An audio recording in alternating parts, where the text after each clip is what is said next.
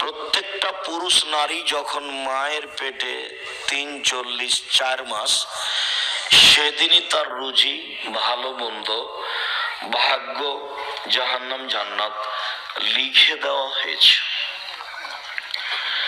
কাজেই কোন নারী সুন্দরী হোক আর না হোক, তার বিবাহ কোথায় হবে, কিভাবে হবে, তা লেখা হয়েছে। তা বাস্তবায়ন হবেই সময়ের গতিতে।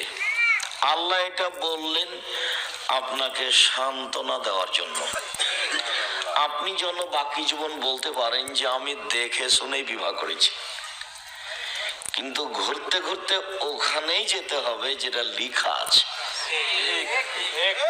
এর বাইরে যাওয়ার কোনো পথ নেই। পৃথিবী সৃষ্টির 50,000 বছর পূর্বে ভাগ্য লেখা হয়েছে। মায়ের পেটে যেদিন 4 মাস, সেটাকে পুনরায় লেখা হয়েছে।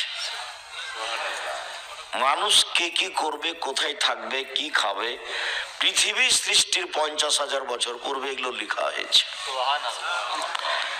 সেটাকেই মায়ের পেটে 4 মাস যখন, তখন পুনরায় বাস্তবায়ন করা হয়েছে। যা আমরা পৃথিবীতে এসে ভালো মন্দ ভোগ করছি, 19-20 করার কারো কোনো ক্ষমতা নেই।